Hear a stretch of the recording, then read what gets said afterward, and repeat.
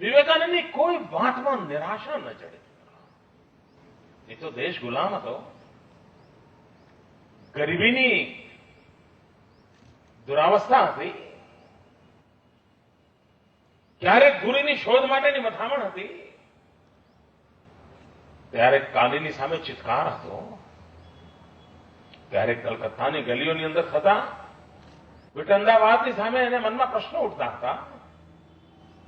ક્યારેક મોહ માયા એના વિકરાળ રૂપોની સામે સંઘર્ષ કરવાની પળ આવતી હતી.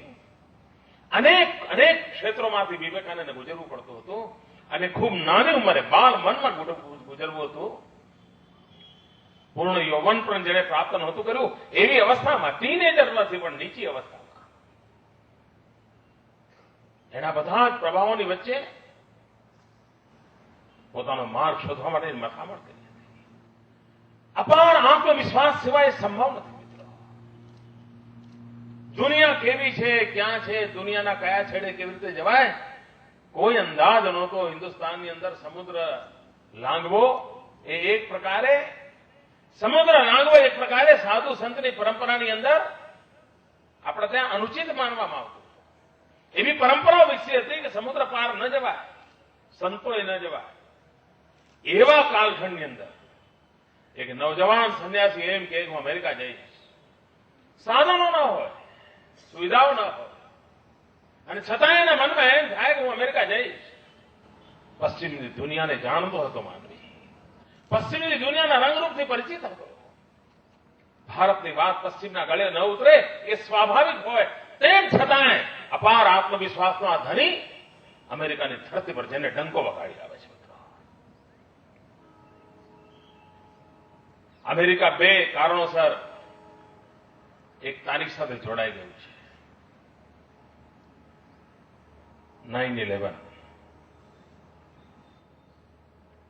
પરંતુ અમેરિકાને એક જ 9/11 યાદ છે મિત્રો. જે યાદ રાખવી જોઈતી તે ભૂલી ગયા, એનું આ પરિણામ છે. એક 19મી સદીની 9/11 હતી મિત્રો, જ્યારે સ્વામી વિવેકાનંદે અમેરિકાની ધરતી પર શિકાગોમાં વિશ્વ ધર્મ પરિષદને સંબોધન કર્યું હતું. અને એક 9/11 હતી જ્યારે આતંકવાદીઓએ અમેરિકાને ધમરોળી નાખ્યો હતો.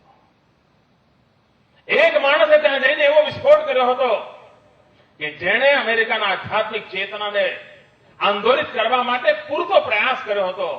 અને બીજા લોકો એવા હતા કે જેણે 9/11 અમેરિકાએ જે પ્રાપ્ત કરેલી સોકોલ્ડ સમૃદ્ધિ હતી એની પર કઠોરાઘાત કરીને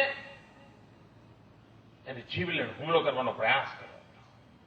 મિત્રો, એક 9/11 જે વિવેકાનંદના ભાષણની તારીખ હતી, જેને વિશ્વ આખાને આ દેશની સંસ્કૃતિ, આ દેશની મહાન પરંપરા એના તરફ જો આકર્ષ્યા હતા. મિત્રો, દુનિયાના બધા દેશના લોકો હિન્દુસ્તાનના માનવીને વખતે તું તો ગુલામ દેશનો માનવી છું, તને વળી આ વાત કરવાનો અધિકાર શું, એવા ભાવથી જીવતા હતા. એવે વખતે જગતની આંખમાં આંખ મિલાવીને એક માનવી ભારતની મહાન સંસ્કૃતિ અને brothers and sisters of America કહેતાની સાથે તાલીઓના ગડગડાટ સાથે આખા સભાગૃહને ગૂંજતો કરી દે.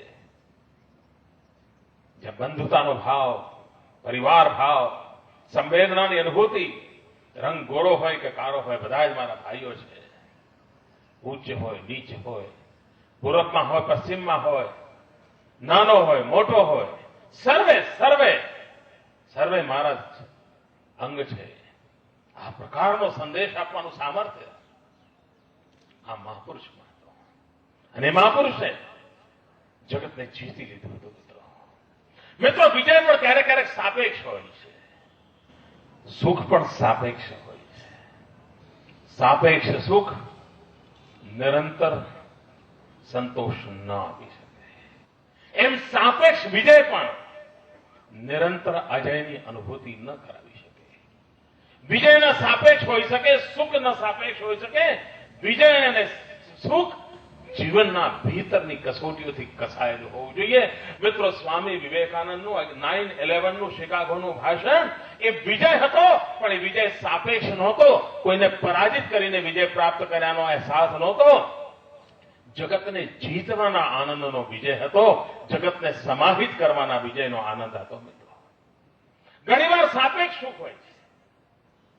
મારી પાસે ખૂબ સરસ શર્ટ હોય, મને આનંદ આવે, પણ બાજુવાળાનું એનાથી સારું હોય તો મારો આનંદ સમાપ્ત થઈ જાય. હું સરસ મજાના ચશ્મા લાવ્યો અને કોલેજમાં પહોંચ્યો અને લોકોને વટ પાડતો હોઉં, અને સોમવારે મેં બતાવ્યું અને મંગળવારે બીજો એના કરતા સારા લાવે, એટલે મારું સુખ સમાપ્ત થઈ જાય. આ સુખ સાપેક્ષ હોય છે. મિત્રો, સાપેક્ષ સુખ નિરંતર આનંદ નથી આપી શકતું. સુખ સાપેક્ષ ન હોઈ શકે. સુખ પોતાના વિશ્વાસ સાથે, પોતાના કન્વિક્શન સાથે જોડાયેલું હોય તો સુખની આનંદની અનુભૂતિ અલગ હોય છે. એક વાર એક વ્યક્તિએ ઈશ્વરની સાધના કરી, એની પરમાત્માની પ્રાપ્તિ માટેનો પ્રયાસ કર્યો, કઠોર સાધના કરી. સાધના કરી તો ઈશ્વર પ્રાપ્ત થયા. ઈશ્વર પ્રાપ્ત થયા તો એણે કહ્યું કે પ્રભુ, મને એવી શક્તિ આપો કે જેના કારણે હું બધા જ સુખનો સ્વામી બની શકું. પ્રભુએ કહ્યું કે ભાઈ, તને જે જોઈએ હું આપું તો ખરો, કારણ કે તપ કર્યું છે, પણ એક નાનકડી શરત રહેશે. જેમ તમને હતું ને, તમે આટલી 5 કસોટીમાંથી પાર થાવ તો અહીંયા આવી શકો, એમ ઈશ્વરે પણ કસોટી મૂકી ગઈ. તું તારી ઈચ્છા તો પૂર્ણ કરીશ, કારણ કે તે મને હવે જયારે તપસ્યા કરીને માને તારી સામે ખડો કરી દીધો છે તો મારે તારું માનવું તો પડશે. તારી ઈચ્છા પૂર્ણ કરવી પડશે, પણ તારી ઈચ્છા પૂર્ણ કરું એક શરત. એણે કહ્યું કે પ્રભુ, મને એ શરત મંજૂર છે. એમણે કહ્યું કે તું જે ઈચ્છા કરીશ એ બધી પૂર્ણ થશે, પરંતુ તું જે ઈચ્છા કરીશ એનો લાભ તારા પડોશીને ડબલ મળશે. તારા મનમાં ઈચ્છા થાય કાર જોઈએ તો તારા ઘેર કાર આવી જશે, પણ બાજુવાળાને તે 2 આવશે. તું ઈચ્છા કરે કે મને બંગલો જોઈએ તો તને તો બંગલો મળી જશે, પણ બાજુવાળાને 2 મળશે. એને થયું ચલો ભગવાને આપ્યું છે તો મને એમાં શું જાય છે. એને ઈશ્વરની શરત મંજૂર કરી દીધી. ઈશ્વર તથાસ્તુ કહીને નીકળી ગયા. અને આને થયું કે ભગવાન સાચું કરીને ખોટું કરે. તરત જ એને કલ્પના કરી મનમાં, અને કલ્પના કરતા સાથે જ પોતાનું જે નાનકડું મકાન હતું એ બંગલો થઈ ગયો. અને બંગલાનો શું આનંદ, એવો અપાર આનંદ, એવો અપાર આનંદ. પણ બહાર નીકળીને જોયું તો પેલાના 2 બંગલા હતા, અને એનો આનંદ ભૂલાઈ ગયો. મનમાં કારની કલ્પના કરી, જેવી કાર આવી ગઈ કે બાજુવાળાને 2 કાર આવી. ભલી મનમાં પરસું કરે. તપ મેં કર્યું, ઈશ્વરને મેં રીઝવ્યા, આશીર્વાદ મને મળ્યા. નામ મારો વાલો 2 ગાડીઓ એના ઘેર, 2 બંગલા, કશું કર્યા વગર.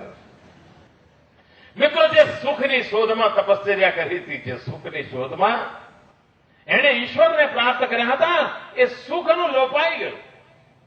કારણ સાપેક્ષ સુખ એને સુખ નહોતું આપી શકતું. એની પાસે કશું જ નહોતું. ગાડી આવી, બંગલી આવ્યો, એનો આનંદ નહોતો, પણ બાજુવાળાને 2 બંગલા આવ્યા, 2 ગાડી આવી, એની પીડા એને જીવવા નહોતી દીધી. અને એના કારણે એનું મગજ ખોરાપતી થઈ ગયું. ખોરાપત કરવા માંડ્યું, વિકૃતિ આવવા લાગી. એટલે કઈ ને નક્કી કર્યું. એને ઈશ્વરને કહ્યું કે ઈશ્વર, મારી 1 આંખ ફોડી નાખો. બાજુવાળાની 2 ગઈ. એને કહ્યું મારા ઘર આગળ કૂવો કરો. બાજુના 2 કૂવા થયા. અને પેલો ઘરની બહાર નીકળ્યો, અંદર પડ્યો. ત્યારે આને સુખની શાંતિ થઈ.